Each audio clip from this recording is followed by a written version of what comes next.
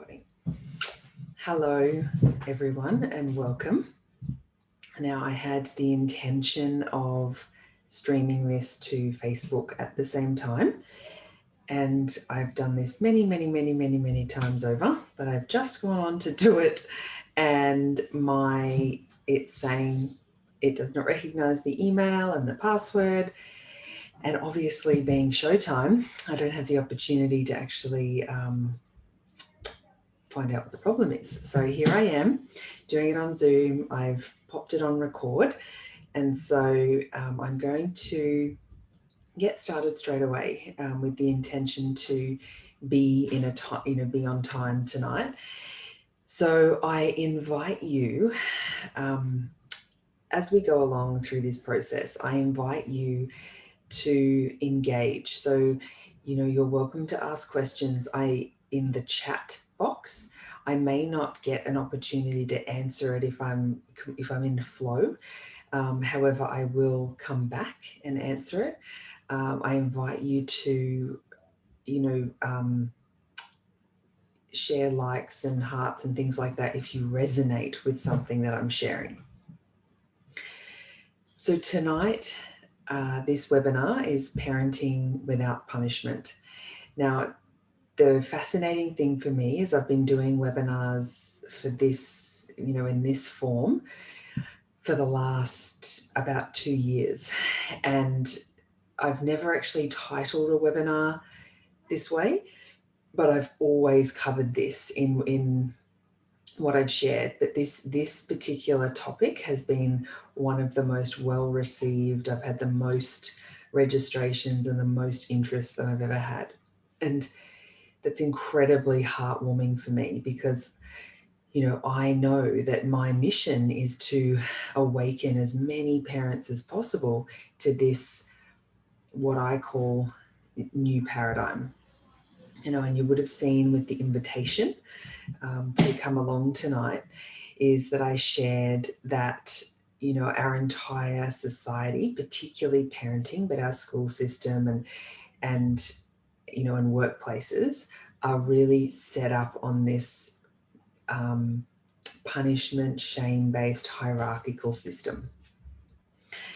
And, so it's right through our society. So it takes, conscious effort and awareness and like self-awareness to really do things differently to the way it's being modeled around us and to the way we have experienced things growing up.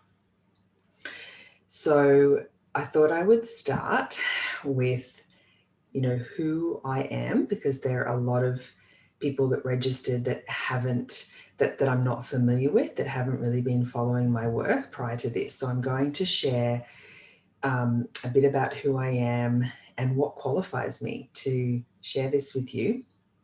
So first I'll start with who I am. So my name is Sky, obviously.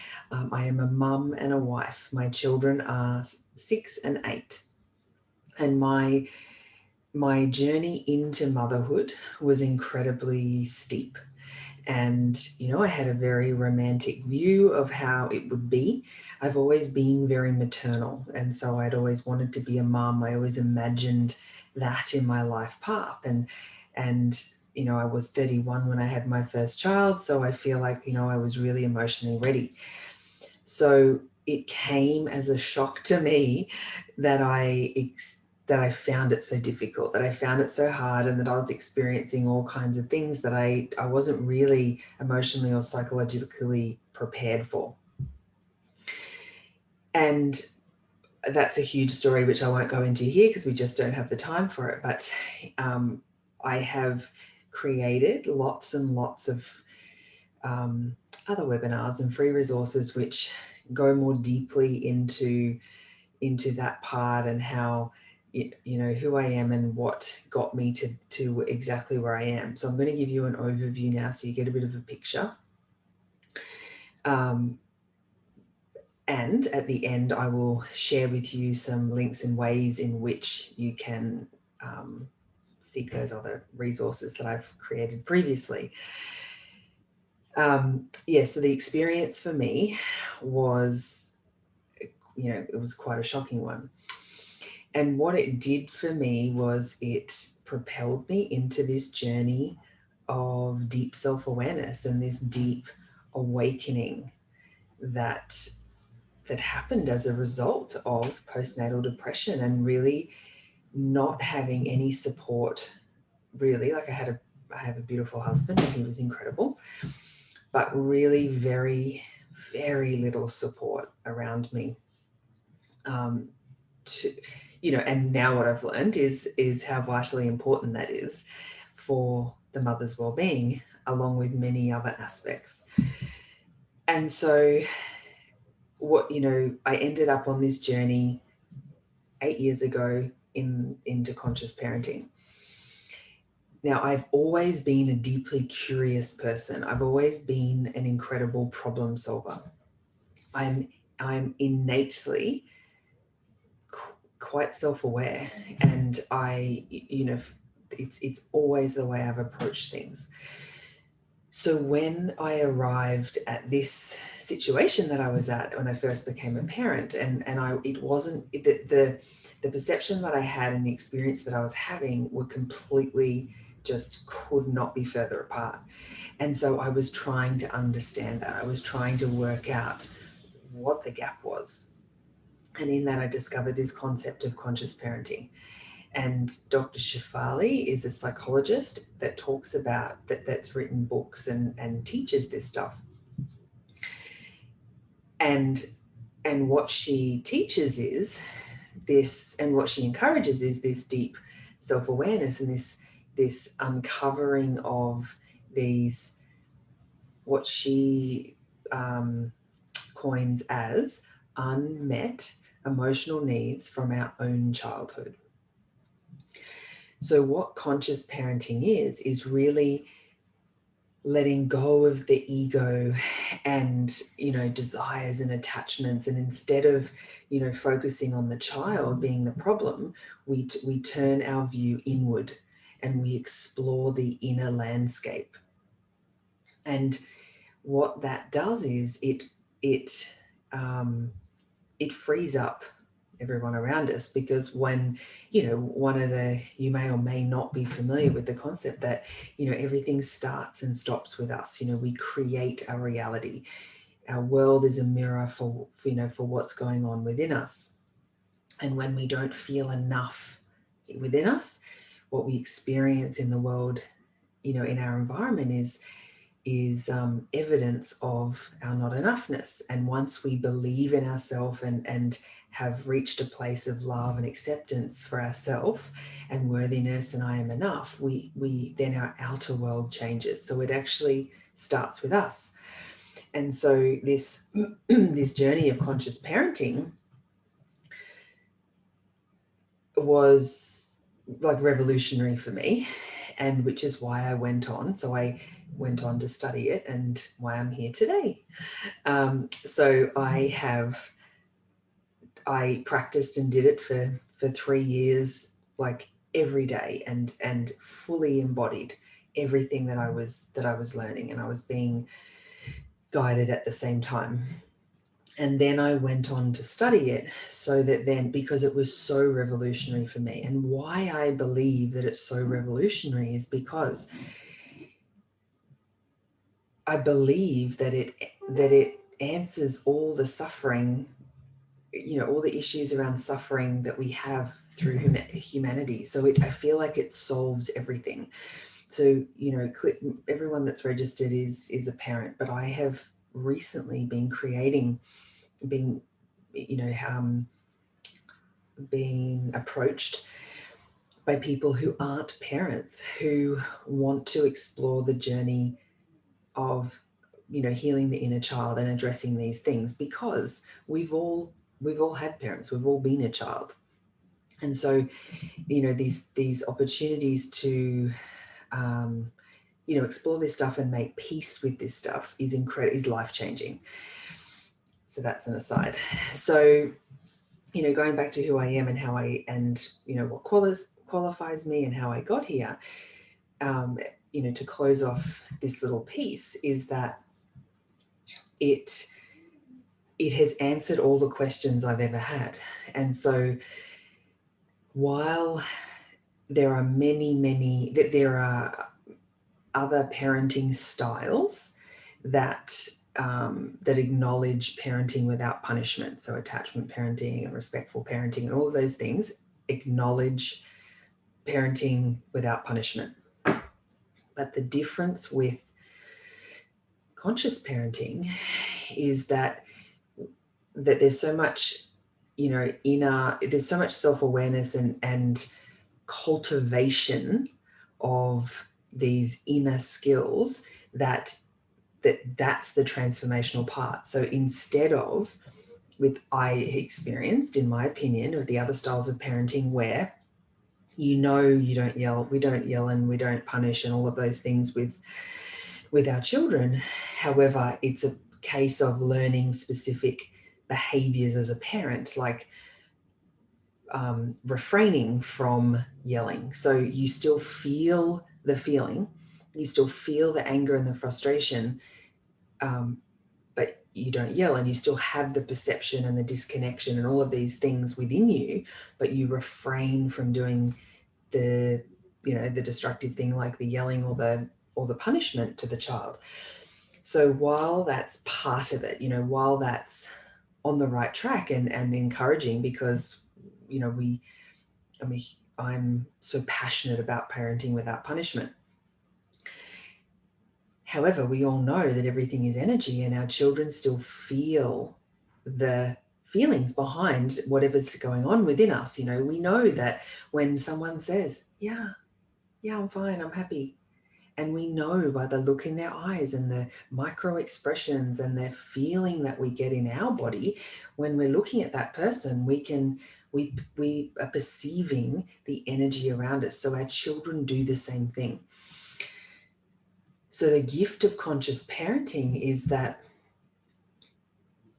there's a deep shift in the internal environment, so that we perceive everything differently. We perceive boundaries, and we perceive judgment, and we perceive connection, and we perceive love, and we perceive negotiation, and we perceive all of those things, and control and letting go of control, and all of those things. We have a deep transformational shift through that. When we meet our child in a challenge, it's not a case of just holding it in so that we don't do the behavior that we don't want to do, but rather we're in full presence because we've had the internal shift. So that is why I've landed here with conscious parenting, and why I've gone on to teach that. So the umbrella that I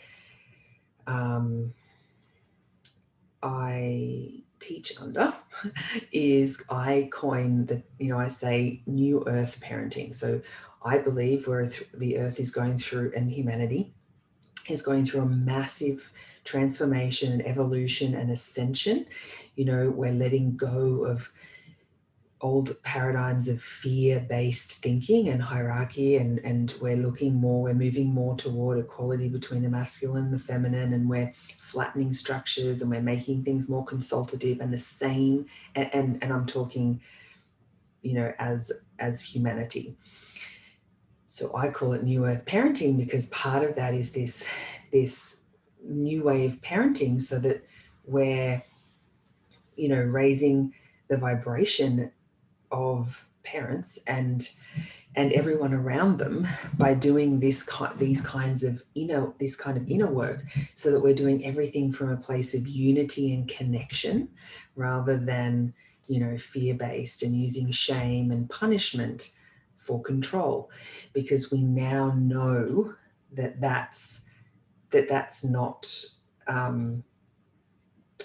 that's not what we want. That's not what we're here for, and that's not what we're moving towards. And all of those things are seeds of disconnection. And as a human being, all we want is connection. That's all we want. And all of the things that we go through, and all of the, functional or dysfunctional things that we do, we're all seeking connection and a sense of belonging. And so if we can do this work and recognize the experiences that we've had as children.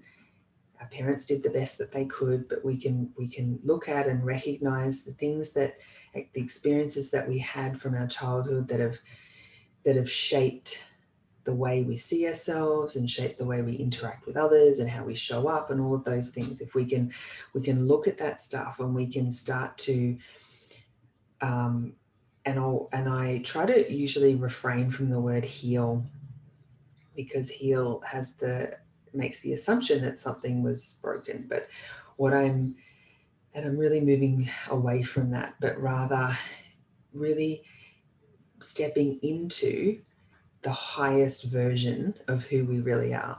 And the highest version of who we really are is the fully expressed version of ourselves, the true, authentic soul essence of who we are.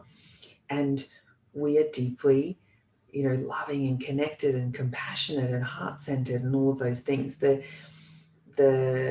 stuff that the shit show that happens when we don't show up that way is because we may be triggered, or we may be, hurt or feeling unsafe, and all of these.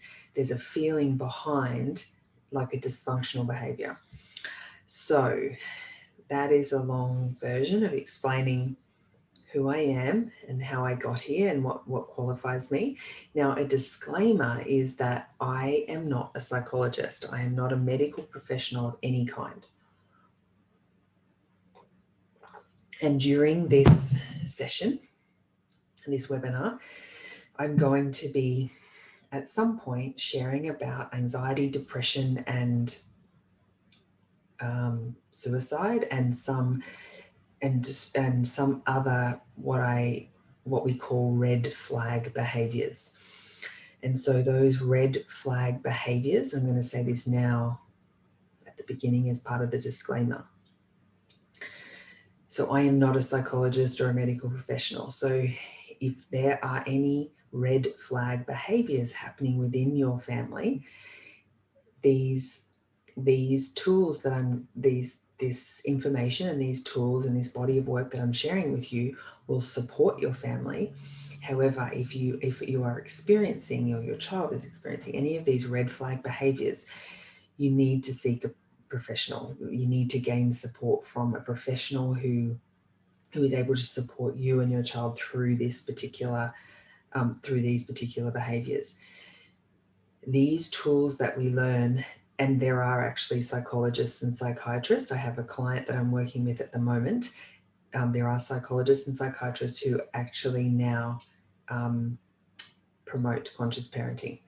And so I have a client that I'm working with at the moment, and one of her children is experiencing what I consider to be what I say is a red flag behavior. And so she's gone to the psychologist, and the psychologist came straight back. The first recommendation was the body of work of conscious parenting, because they're getting support with these particular things that are going on from the professional.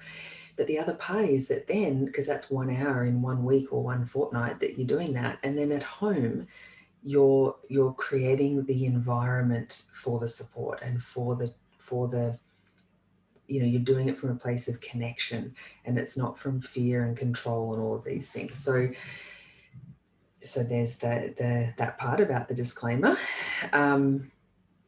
So like I mentioned, I'm not going to go deeply into the ins and outs of conscious parenting, simply because I have created lots of beautiful free resources that cover that. So after this, if you have some questions about, I can obviously answer them at the end of the webinar, but if you have some specific questions about conscious parenting itself, I'm going to provide you with the link to how to find that piece, and then you'll be able to get that piece post this webinar. So as I mentioned, it's conscious parenting is really about the parent and us really the self-awareness and really cultivating this environment of growth and inner reflection, and like a mission towards, a feeling of wholeness, coming back to a place of wholeness within ourselves, so that when we're parenting, we're not actually then projecting from these, emotional kind of gaps or wounds or unmet emotional needs from our own childhood.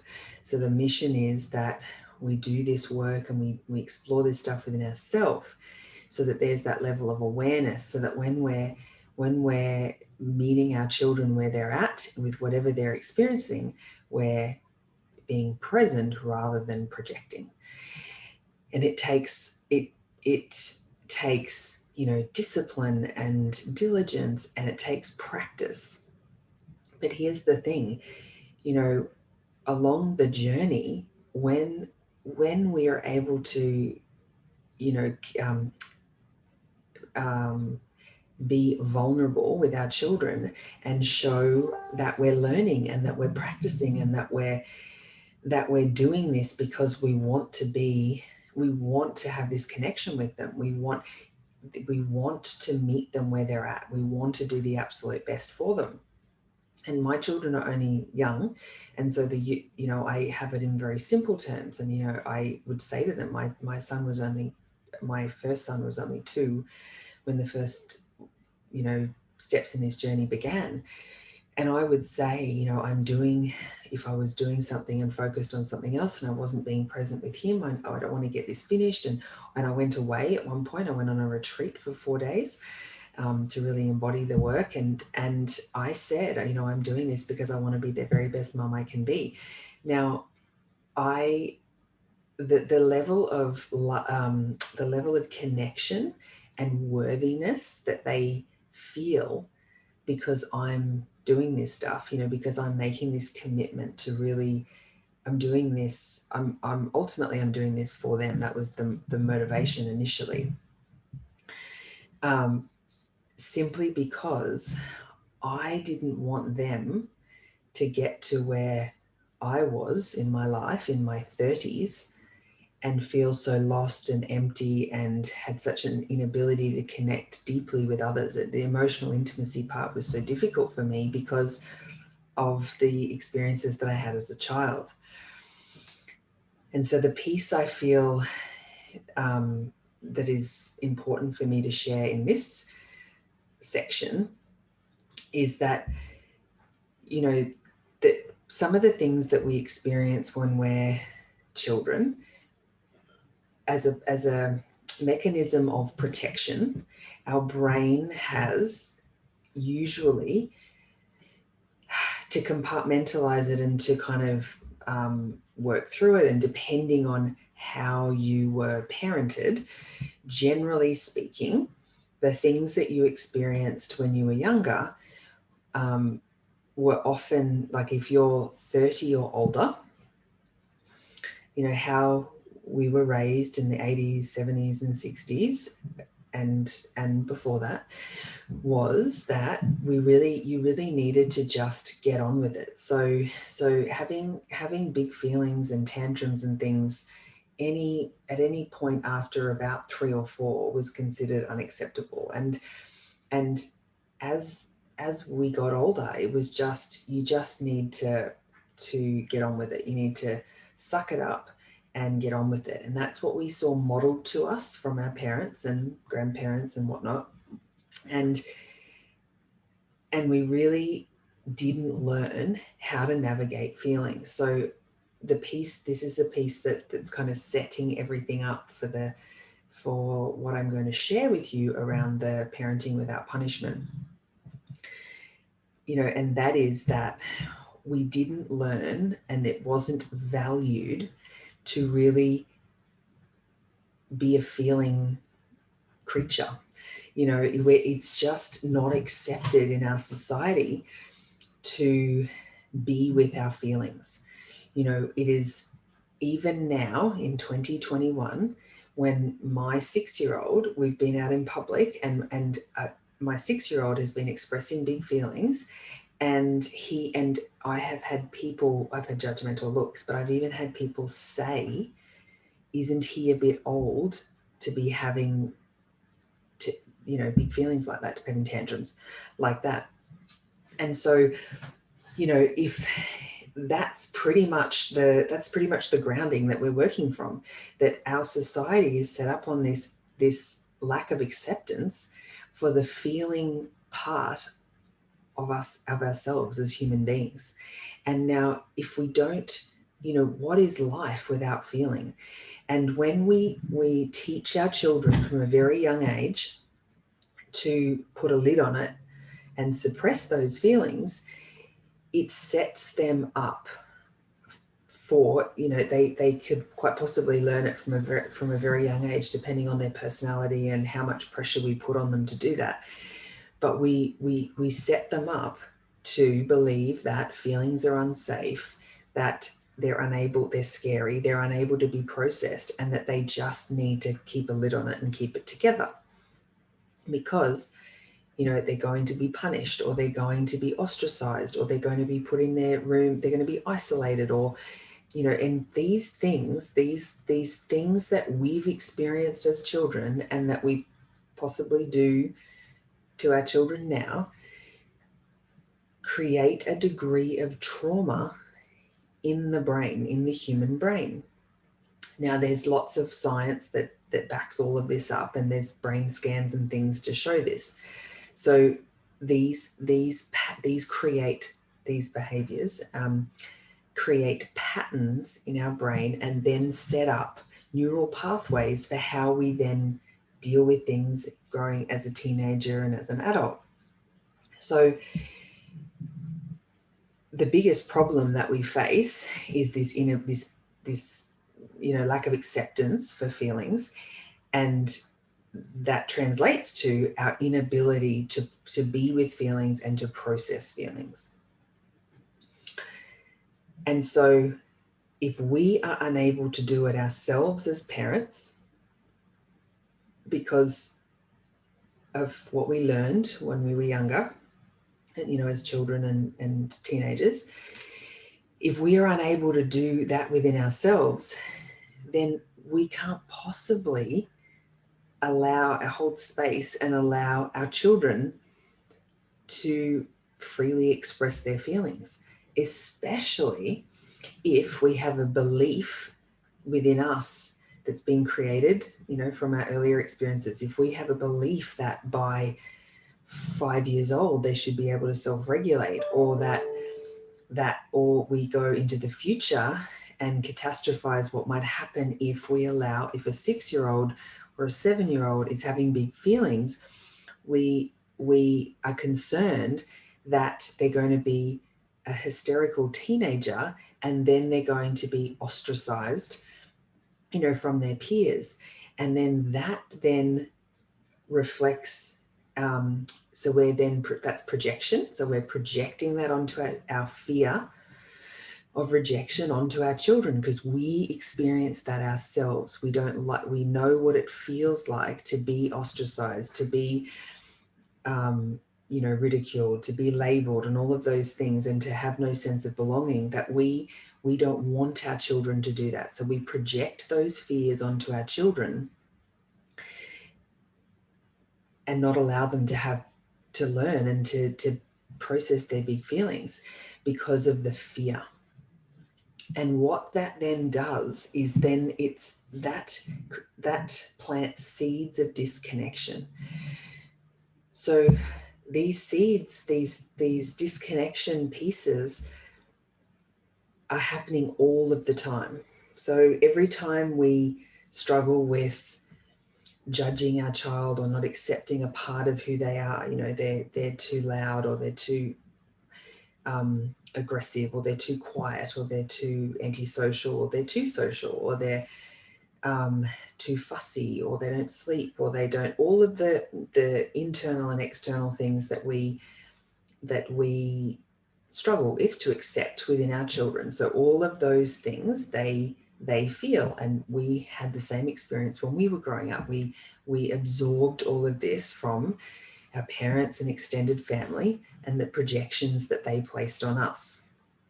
Now I'm painting a pretty grim picture, and I promise you, this is just like the arc that happens within a movie, and I promise you it ends well. So I'm taking you on a journey, and I'm painting a grim picture right now, but we will come over the peak soon, and then I'll be sharing with you some empowering pieces and tools and skills and things to add to your emotional toolkit. So yeah, so we then, we project these things based on our fears, and it plants seeds of disconnection with our children. Now, as we would have experienced when we were children, but as our children are experiencing these seeds of disconnection that are coming up because they feel judged, and they feel the disconnection, and they feel like they don't belong, and all of those experiences are kind of putting flags in the metaphorical ground in their brain that is supporting and shaping and building their sense of self and their sense of confidence and their emotional intelligence and their emotional resilience. So all of that stuff is being set up in the first 8 years of their life based on what they're experiencing, and from us, but the core of that is how they navigate feelings. And so how we travel along that journey is imperative within ourselves, and it's imperative within our children. So when we to support our children. So when we go on this journey, on this conscious parenting journey, we're really focusing on ourselves so that we start to reflect, on the experiences that we had when we were in our childhood, and how those things have shaped how we are now. Now, I was in my 30s, and I'm still learning this, and I just turned 40. I was in my 30s, like my mid 30s, before I learned to communicate in an empowering way. The moment that something that I didn't necessarily agree with, like I'm talking about in my relationship with he's my now husband, but in all my work situations, in all of my friendships, in all of my previous intimate relationships, I had no ability to hold a boundary or have an empowering conversation. I was quiet, and then I would explode. And there was no middle ground. And I was trying to learn at a conscious level. I was trying to learn of the things I needed to do and say to be a normal person. But every time I was triggered, because that's what happens, we have these experiences in our life that, we get to a place where I'll give you an example. So I'm in a work situation, and my manager says, you have to do this. And I said, oh, well, in my mind, I was like, I don't agree. I don't think that that's fair or reasonable, and I don't want to do that. But I would not have the confidence or the emotional skill set to be able to communicate what I needed or how I wanted to negotiate. So I would just keep it quiet and internalize, and then the resentment would build, and then all the disconnection. So then I had disconnection with the manager and all of the people that I was in the work environment with, and it all of those pieces contribute to anxiety and depression, because these are all internalized feelings that have no place to go. And while there are biological things that can go on, that people have depression and anxiety that's quite clinical, there is a huge part of our population that are experiencing these kind of, troubling mental health issues that are a result of this inability to navigate the landscape of feelings.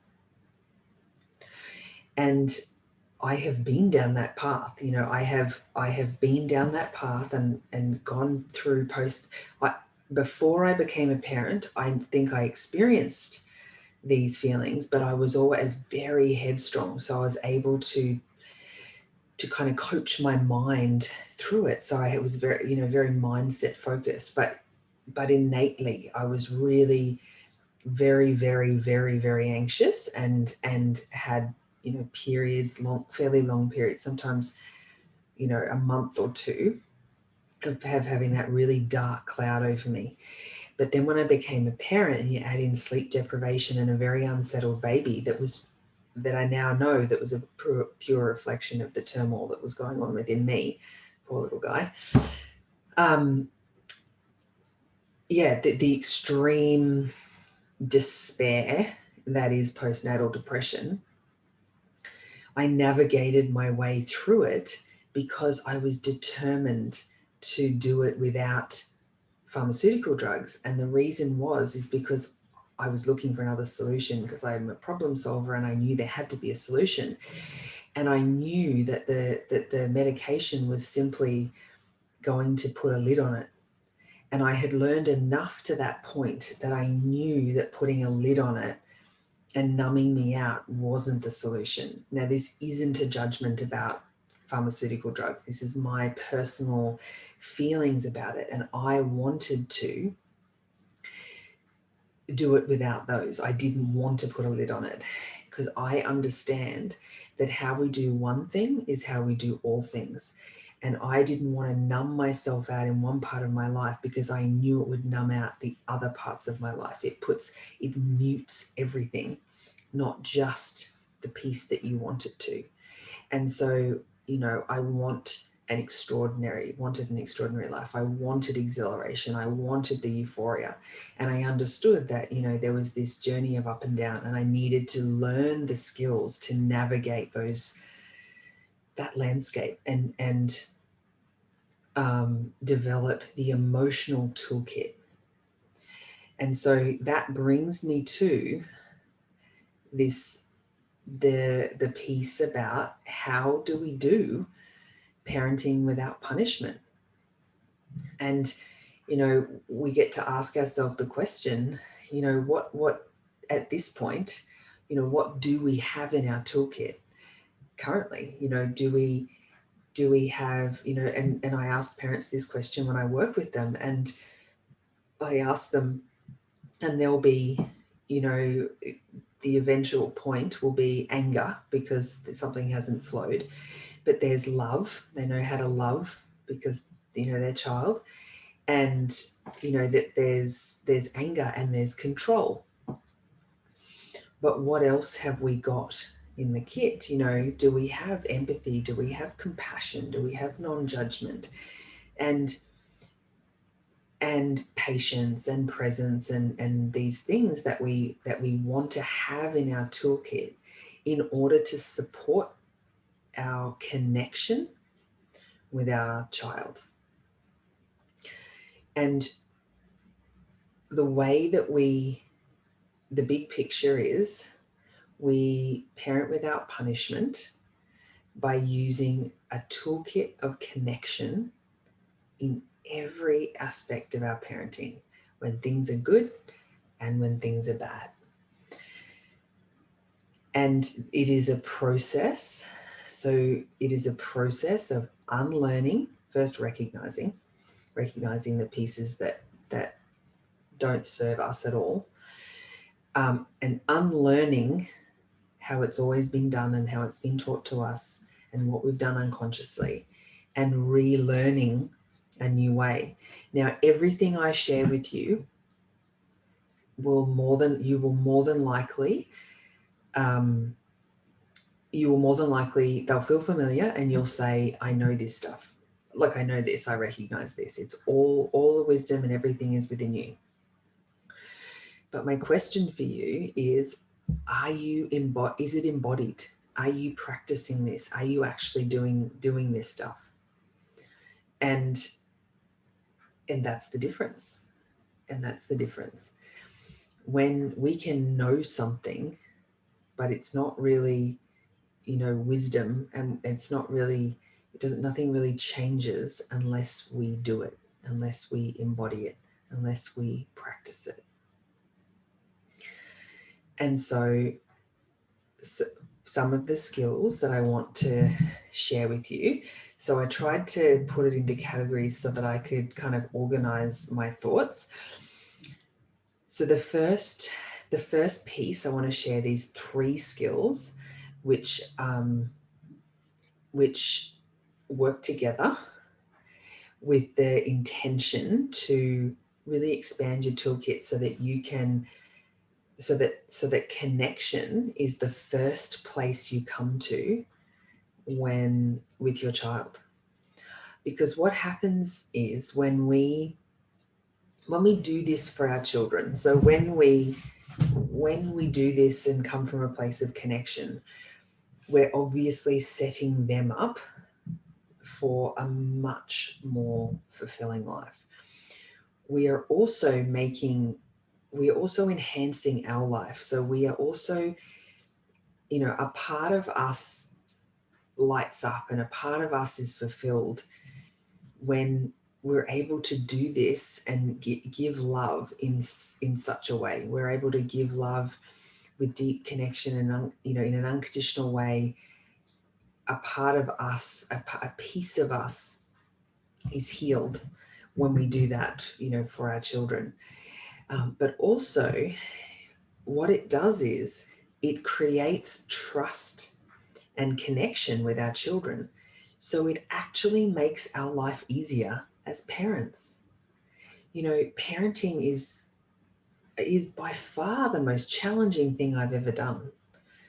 And I feel like I've done lots of challenging things, and it is relentless day and night.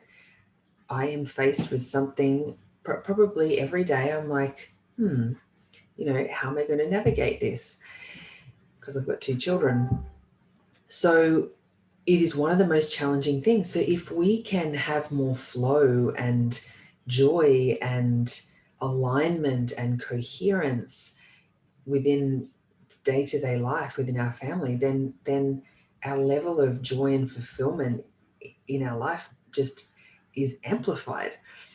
And so, everyone wins. And then, of course, the big picture is that we shift humanity. We raise the consciousness of humanity. The ripple effect is enormous, and I have not always. I'm huge on impact. It's a big motivation for me.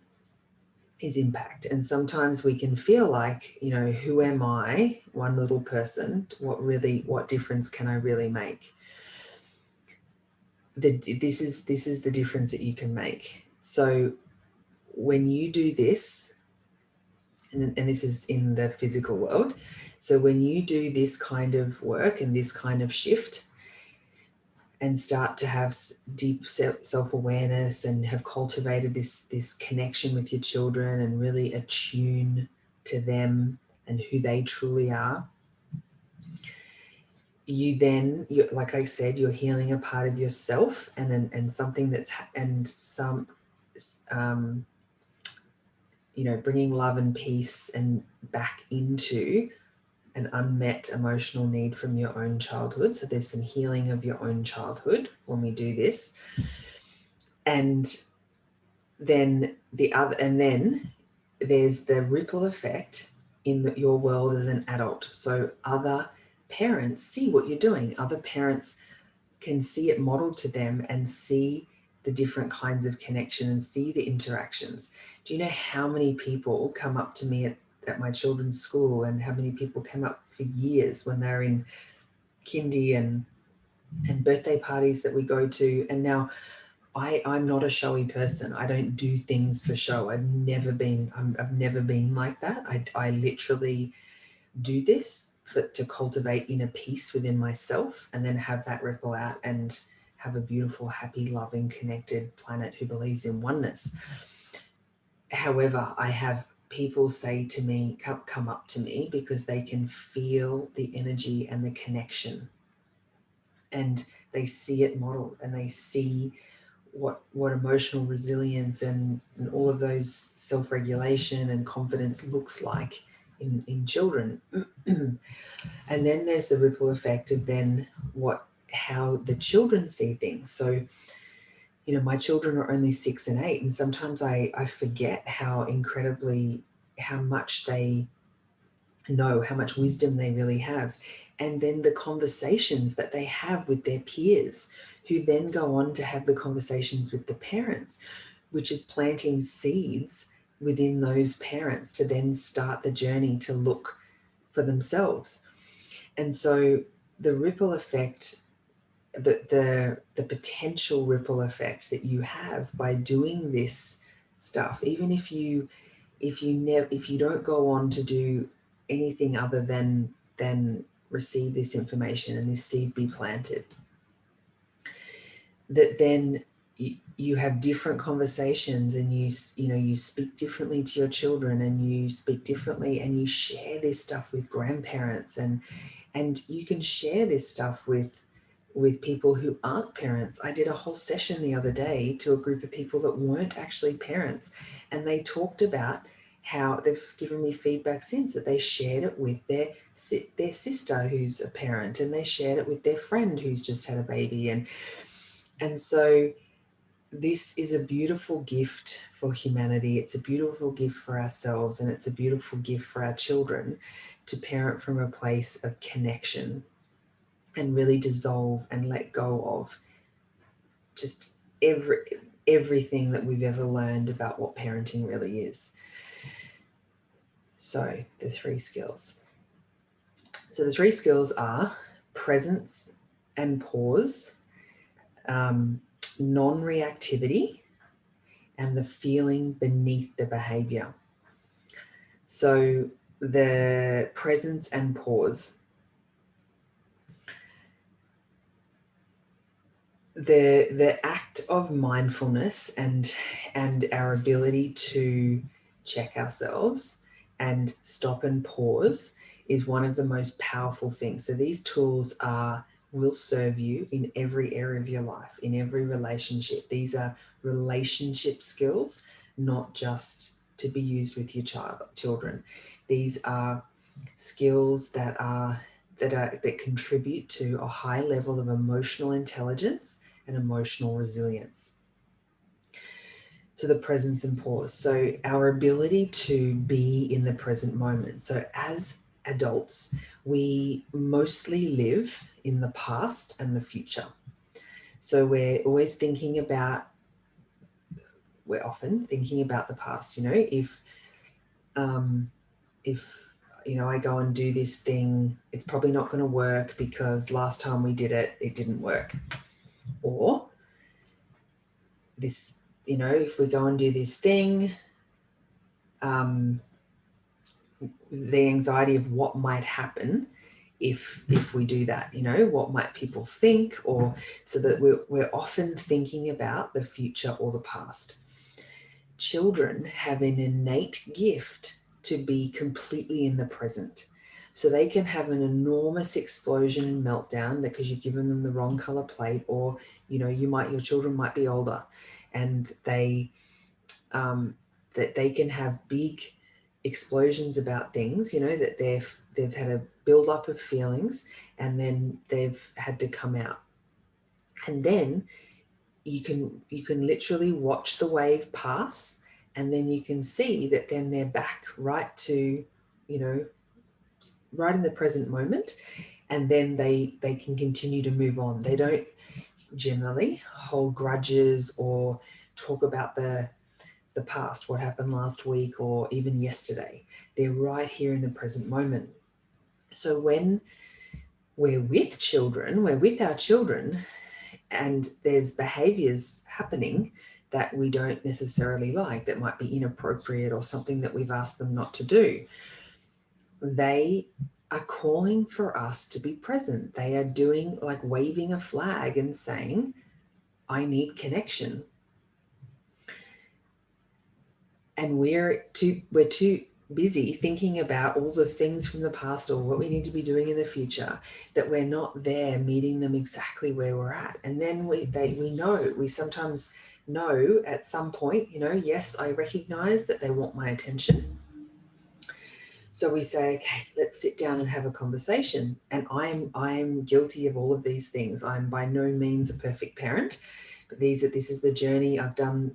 This is the journey I've been on, and these are the things that I've learned, and how they and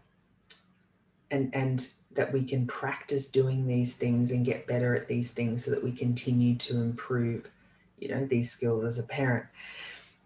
So we say, yes, I'll sit here and we'll have a conversation. I can see that you want my attention. So we sit and we make eye contact. So we're sitting in front of them and we're physically there.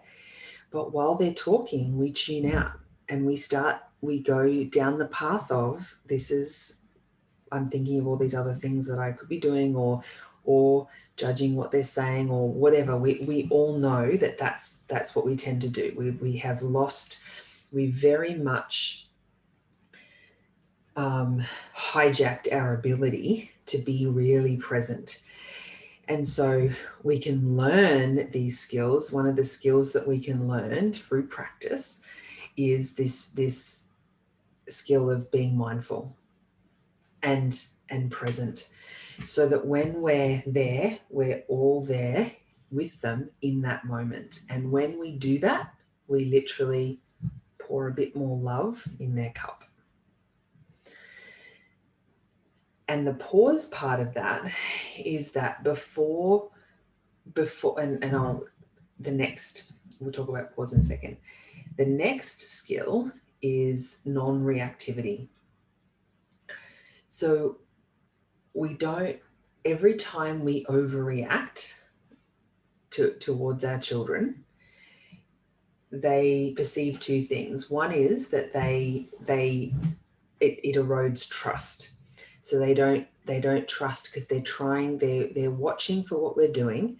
And then when we overreact, they're clocking that and storing that as a potential risk to them doing this particular thing. So if your child, say you've got a 12-year-old and your child comes to you and says, I stole something from the shop, or, and you immediately go into reaction. So then what happens is, as they then have clocked that experience of, I feel disconnected, I feel judged, I feel like they don't love me, I feel shame, I feel guilt and shame. And I'll talk about that piece if I've got time. I feel guilt and shame and all of these things within me from this reaction from my parent, that it erodes the trust to come to you again. So when we react, we're actually shooting ourselves in the foot, because we want our children to come to us. We want them to be able to know that we've got their back. We want them to know that they're never alone. Like, while we're around as parents, you never have to be alone. I'm a safe place to come to, and I will support you and I will help you. But if we react and then go on to punish for the thing that they've done, then what happens is they go, I'm going to have to keep that to myself. And it plants seeds of secrecy, and it plants seeds of putting a lid on it and keeping the feelings in, which contributes to, like I shared before, those destructive feelings of depression and anxiety, and that, it's a slippery slope down the path of the very, very sad situation where young people feel like there's no point in them being here. And it is largely a situation of an inability to be with and navigate and process these immense feelings. They hadn't learned the skills to do that. So being non-reactive is so important in our being with our children. Now, it takes practice to do this, and one of the things that supports you with that is learning skills of meditation and mindfulness and self-awareness, and really learning how to navigate our own triggers and our own wounds from our past. Because, like, for example, when I was younger, it was as a child, it was a complete shit show emotionally.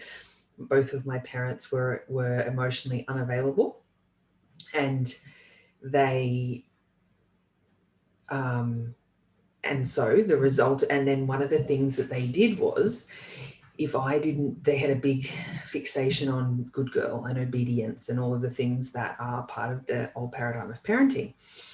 And so then what they would do is, if I did the wrong thing, the punishment was to withhold love. And let me tell you, that is the biggest psychological mind F that there is. So it is psychological torture to do that to a young person.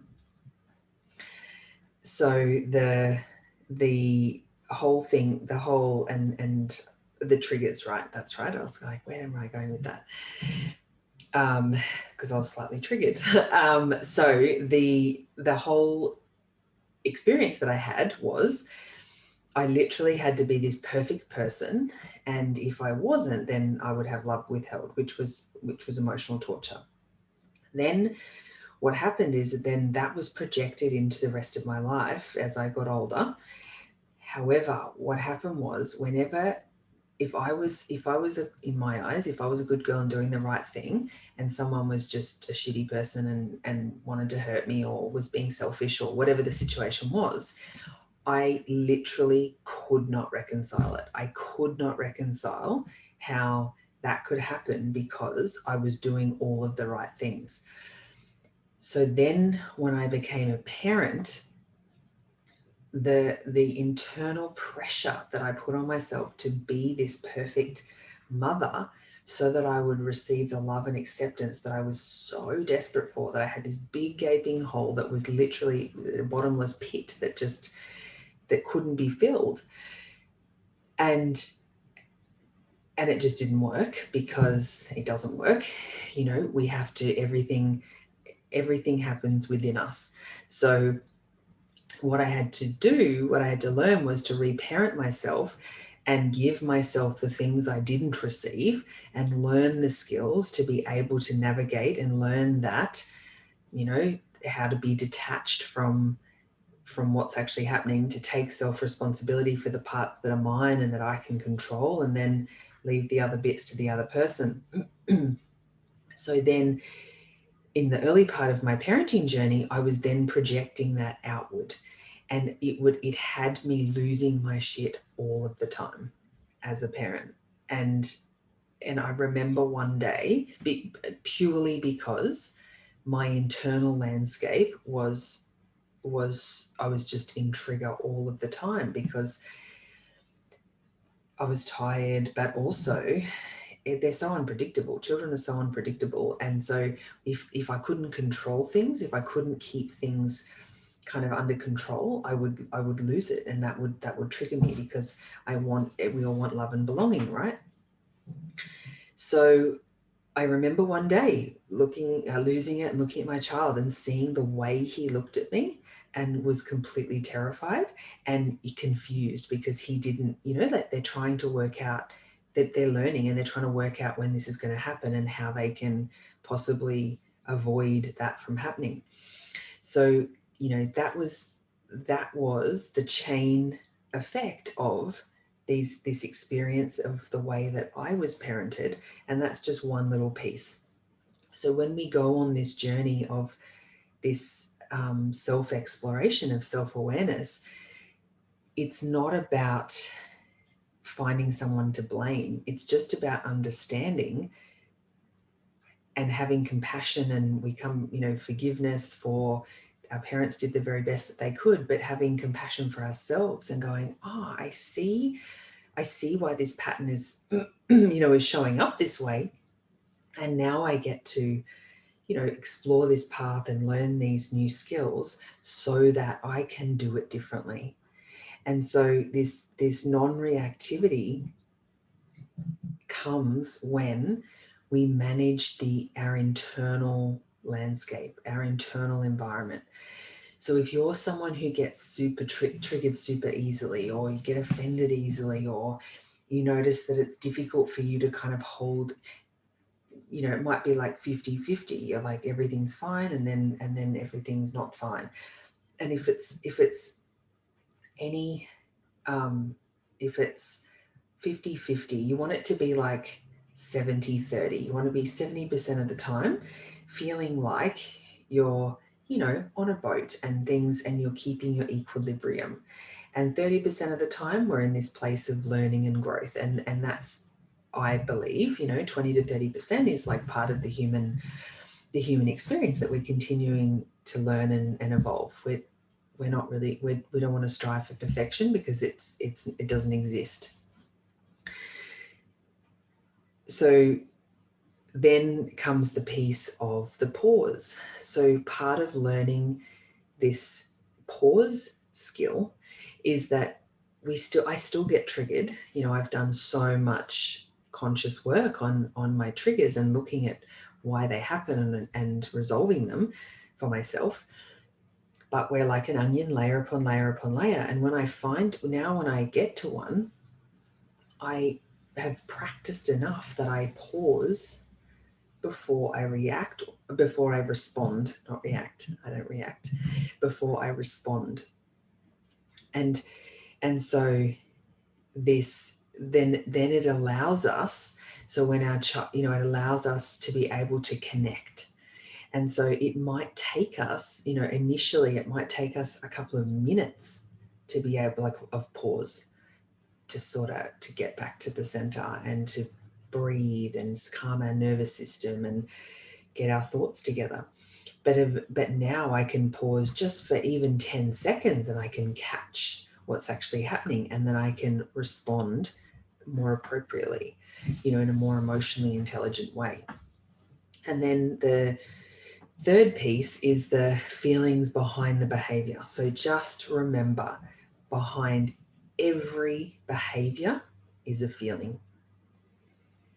So, every time I act out, and every time I get angry, and every time I say something snitchy to my husband, or every time I, get impatient with my children, behind that behavior is a feeling.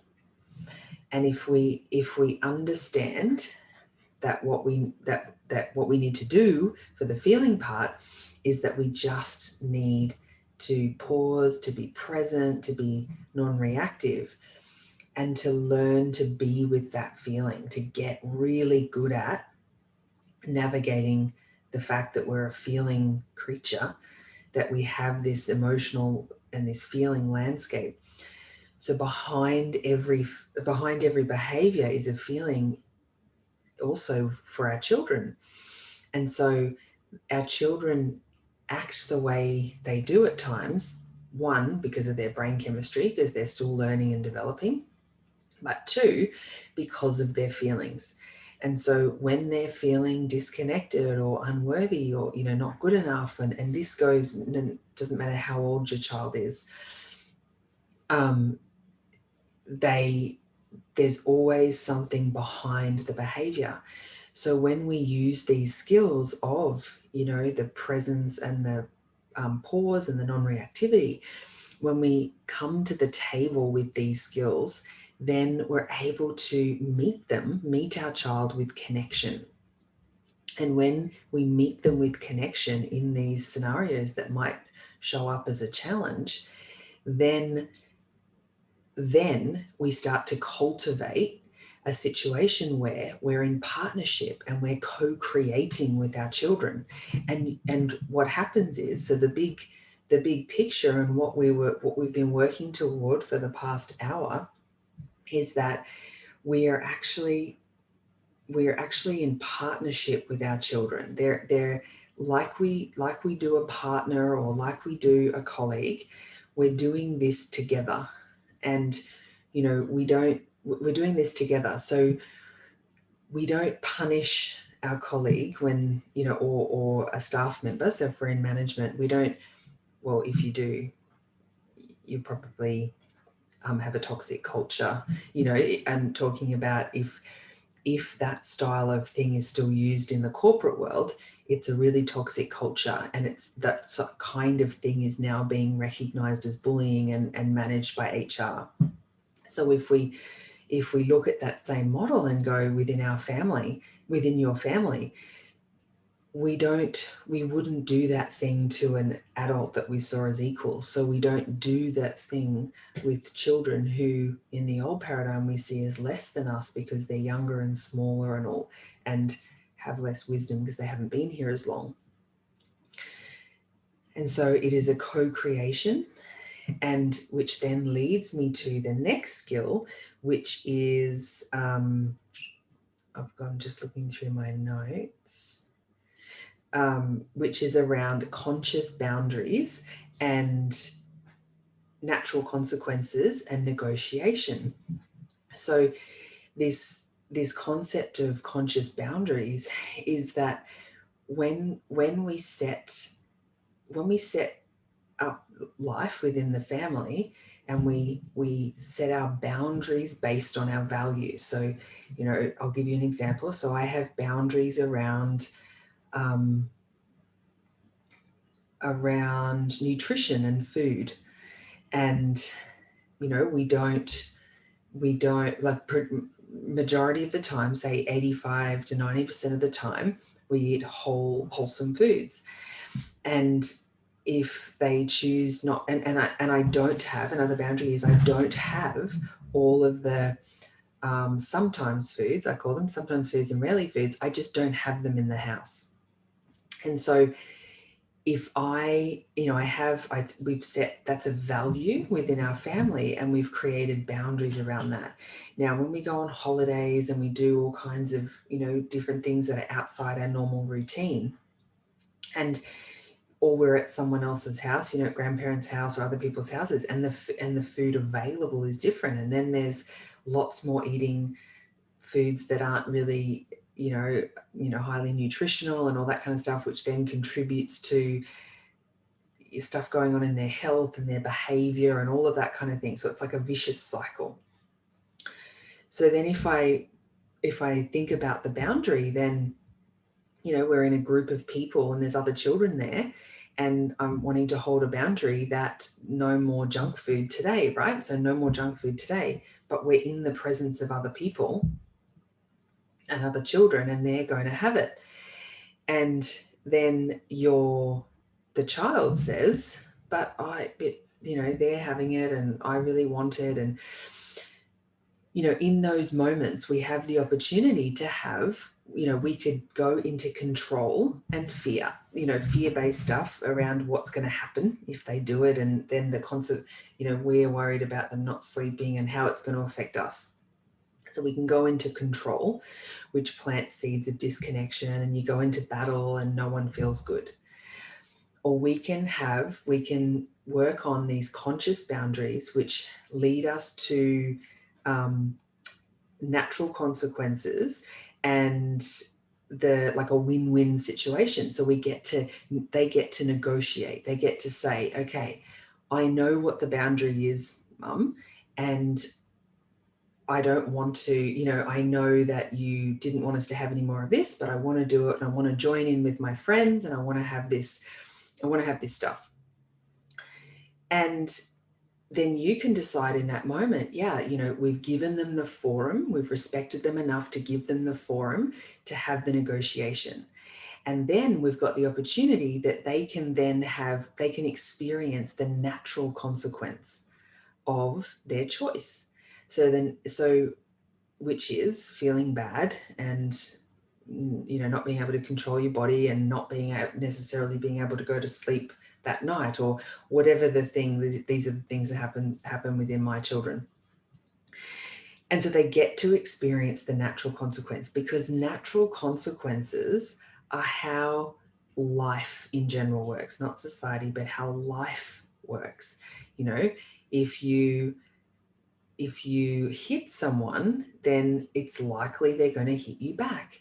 You know, if it's the cause and effect of everything. So if we give our children the opportunity and the respect to be able to negotiate, to know where the boundaries are, that the boundaries are life enhancing, not ego enhancing. You know, we want the boundaries to be life enhancing and not about your control and making you feel powerful and good, but rather life enhancing, which is like in that example, which is about their health.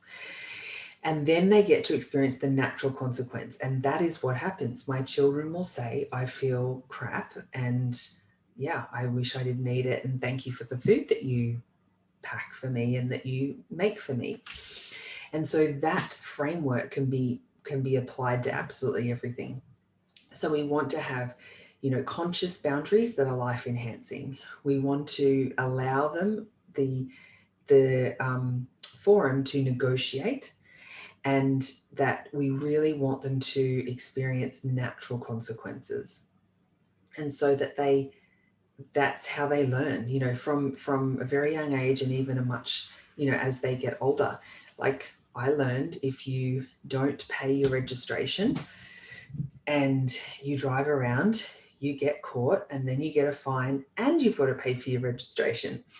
And so, you know, my parent could have said, you know, if I'm going to take your keys away from you and I'm not going to let you do that. Well, and yeah, so the whole thing is, it's learning natural consequences. That's incredibly, incredibly powerful. Now, I've given myself 90 minutes and I'm coming to the end of that time. So I wanted to give you one more piece, you know, before I wrap it all up. So the final piece is around acceptance. So another major seed of disconnection is our inability to accept ourselves. Now, how this plays out when we're parents is that sometimes it looks like something that we don't accept within our children. So we don't accept a behavior or as part of their personality or something within our children, you know, or the way that they're, depending on their age, you know, if they're a little bit older and they're, you know, they might always be late, or they're lazy, or they don't groom themselves to your standard, or they, you know, but if they're younger, you know, they're you have big feelings all the time and have tantrums and all that kind of thing. So where there's the piece about acceptance is, it looks like on the outside of our children is that there's a part of our child that we don't accept. Now, that creates disconnection in the relationship. So our children feel that, even if we don't say it, they feel that. And I've done a post on this on my Facebook around I'm an introvert, my husband's an introvert, and my first son is an introvert, and my second son is an extrovert. And he's all the things, the complete opposite to me, all of us. He always wants noise, action, you know, he's an outward thinker, he talks all the time, like literally from the second he wakes up till the second he conks out, he literally talks the entire time. He always wants physical, like he wants to be sitting on you, or, you know, he wants physical touch all the time. And we are all the complete opposite. So we like physical space, we like quiet, we like our own time, we like, all you know, the absolute complete opposite. And we've all had to do, my husband and I have had to do the inner work and realized that how we then project that onto him onto our child who's different to us, that there was a part of him that we weren't accepting. But when we did this work, we learned that with acceptance it's actually us projecting from ourselves. So it's judgments and self-criticism and a lack of acceptance that we have within ourselves that has us not accepting our child. So a large part of this work, the conscious parenting, is the piece about acceptance.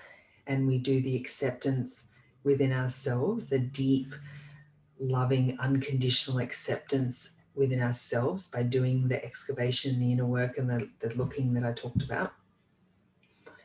And then we're able to do the same for our children. We're able to fully accept our children. So now, do you see why conscious parenting is all about the parent? It's all about letting go of attachments and expectations and ego and desires and all of those things, and letting go of all of that stuff so that we can really meet our child where they're at. And if all that we do is look at those pieces and shed them, so shift our perception, and then we're able to meet our child where they're at, you've done most of the work.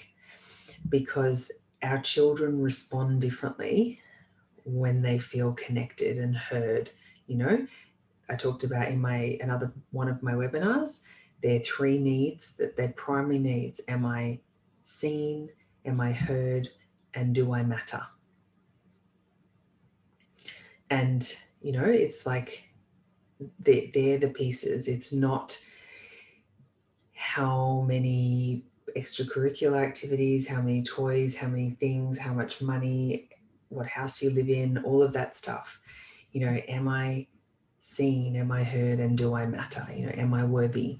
Is what they really need and what they really want. And then, you know, these other skills that we just talked about in this session, how we behave as parents, and then giving our children the opportunity to negotiate.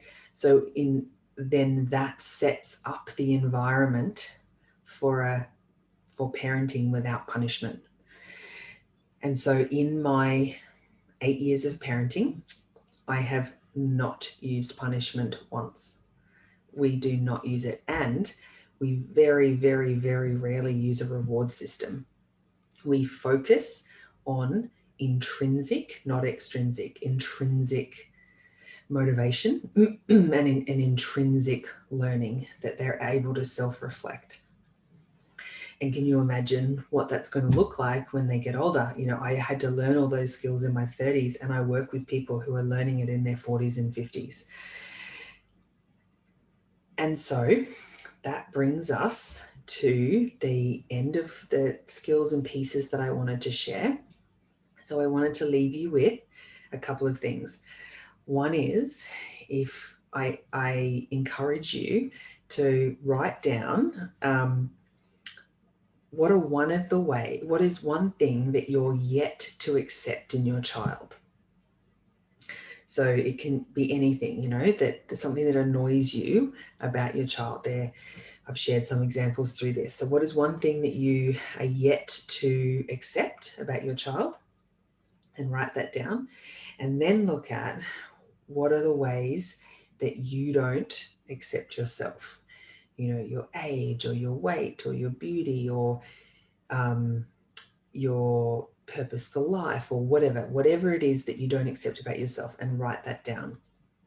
And then start the reflection and start looking at that, and then see where then you then project that onto your children, and see if you can start to do these things yourself, start to shift things within yourself so that you can come to a place of deep love and unconditional acceptance for yourself, which will then shift the way that you are with your children, and watch the effects of that, watch how that shifts. So thank you so much for showing up tonight. My sincere apologies for the lack of Facebook streaming, because I couldn't get that working.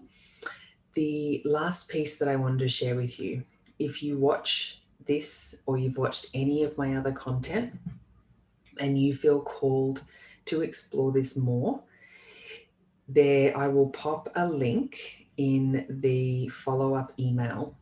I'll pop a link in the follow-up email on how to contact me about exploring working together. Now, the process would be, so I've got a number of different ways that you can work with me. There's some self-paced stuff, and there's some, group programs, and there's some one-on-one programs. And so there are a number of options and a number of pricing and payment plans.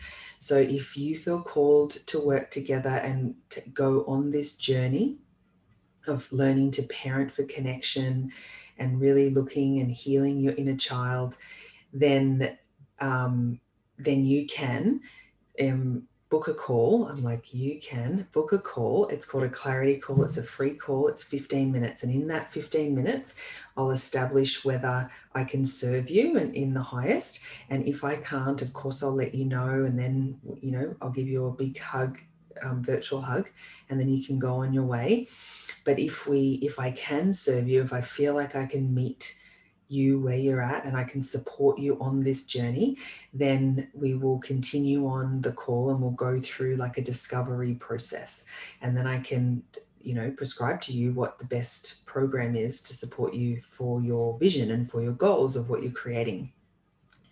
So I will share that in the follow-up email. So have a beautiful evening. Thank you for tuning in, and I will connect with you again soon. Ciao. Oh, before I go, let me pause.